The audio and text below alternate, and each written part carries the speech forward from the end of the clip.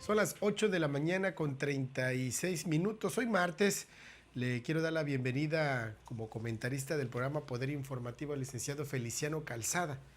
Él a partir de este día se suma a la lista de comentaristas de este programa y le quiero dar la bienvenida en nombre de nuestra directora general, la señora profesora Patricia Chamelis. Sea bienvenido, don Feliciano. Muy buenos días. Mucho gusto. Y de regreso. Ángel, muchas gracias. Y yo encantado de estar de regreso con ustedes. Y muchas gracias a nuestra directora general por la oportunidad que me da de regresar. Le escuchamos con atención, don Feliciano. ¿Cómo no, Ángel? En los últimos años, desde que se recrudeció la violencia y la seguridad en el país, por la presencia cada día más fuerte de grupos delincuenciales y la necesidad que tuvo el Estado de utilizar al Ejército y la Marina para contrarrestar la acción de la criminalidad en algunos de todo el país, se han dejado escuchar voces de la necesidad de retirar a las Fuerzas Armadas de las calles en virtud de que no hay justificación jurídica para que éstas operen en apoyo de las policías, tanto federales como locales. Pero también hay voces que hablan sostienen que la presencia de los militares recrudeció la violencia y que causó muchas muertes de gente inocente por accidente o por el fuego cruzado, como se dice en el argot, en el momento de una acción de detención de delincuentes, hasta la máxima expresión de un precandidato a la presidencia que ofrece, de llegar a ser presidente, el indulto y el perdón a las bandas de narcos y a todos aquellos delincuentes que están organizados y que tanto daño han hecho a las familias, en particular a la sociedad mexicana en general. Recordemos que México tenía una policía de inteligencia con un gran nivel profesional, lo que había logrado en la capacitación de sus agentes en el extranjero, principalmente en Francia, Israel, en Estados Unidos, países que habían en una etapa de su vida habían sufrido una violencia todavía mayor que a la que nosotros teníamos en ese momento. Y sobre todo en los 50 años que esta policía nuestra había necesitado para lograr la excelencia que muchos países le habían reconocido a México. Pero la llegada de Fox y su inexperiencia sirvieron para desaparecer esta policía de inteligencia y creó Fox una nueva con elementos jóvenes e inexpertos, lo que trajo como consecuencia el que ya no existiera un grupo profesional que persiguiera y se enfrentara con la criminalidad. Por eso, Calderón, en su desesperación, al no tener una policía profesional como se había tenido antiguamente, combatió con el ejército a la delincuencia, por lo que fue duramente criticado por la oposición a su gobierno. La semana pasada la Cámara de Diputados aprobó la Ley de Seguridad Interior y el Senado lo hará en estos días. Lo mismo que criticaba y exigía los mismos la vuelta de los soldados a sus cuarteles, ahora atacan la ley porque ésta propiciará la desaparición del gobierno civil y creará la militarización del país, dicen algunos. Lo anterior tan absurdo como la propuesta de perdonar e indultar a los criminales, y es producto de la negación sistemática a todo lo que salga del Ejecutivo y del Congreso de la Unión, y también a su negativa de analizar la ley, estudiarla y combatirla, si no les convence, pero de acuerdo a lo que la ley plantee. Lo que sí es urgente y necesario definir con claridad, mediante un ordenamiento legal específico que defina y regule las actividades que puedan realizar las dependencias e instituciones competentes en el mantenimiento de la seguridad interior, con el propósito de responder a los cuestionamientos sobre el alcance de la seguridad interior e inclusive evitar confusiones con las tareas de seguridad pública. Aunque la seguridad interior y la seguridad pública se encuentran ampliamente interrelacionadas, exigen un uso diferenciado del poder del Estado para su atención. En el caso de la seguridad interior, se busca hacer frente a situaciones y fenómenos que vulneran el orden constitucional y la continuidad de las instituciones del Estado. Eso es en el caso de la seguridad interior. En el caso de la seguridad pública, se busca velar por la observancia del orden y la paz público, así como por la seguridad de los ciudadanos y sus bienes. La seguridad interior, como vertiente de la seguridad nacional, implica de que el presidente disponga de la totalidad de las Fuerzas Armadas en su calidad de jefe de Estado y comandante supremo de las Fuerzas Armadas. Puede utilizarlas para hacer frente a fenómenos que impacten a la seguridad interior. Cabe precisar que en armonía con la referida disposición constitucional, el legislador actualmente, hace 2 semanas, ha asignado como una de las misiones del Ejército y la Fuerza Aérea garantizar la seguridad interior.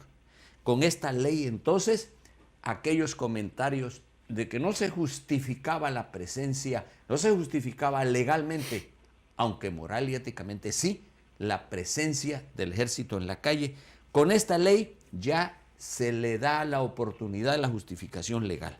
Se prevé en la presente iniciativa que ya fue aprobada por la Cámara de Diputados y que lo hará en los próximos días el Senado, que debe apoyarse en el Consejo de Seguridad Nacional para determinar la intervención de la Federación en temas de seguridad interior, así como del secretario de Gobernación en su carácter de secretario ejecutivo del Consejo. En la dicha ley se señala que en la conducción de las acciones que prevé se observarán los principios previstos en el artículo 4 de la Ley de Seguridad Nacional, esto es, legalidad, responsabilidad, respeto a los derechos humanos y sus garantías, por aquello que andan diciendo que la presencia o la aprobación de esta ley vendrá a quitar la garantía de los derechos humanos a la sociedad. Confidencialidad, lealtad, transparencia, eficiencia, coordinación y cooperación.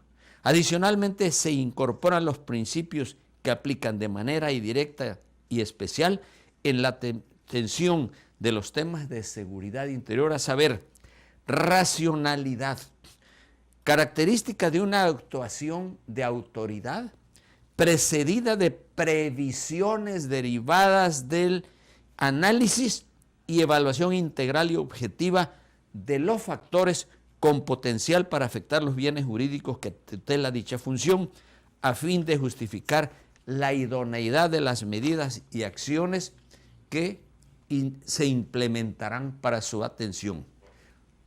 Segundo punto, oportunidad.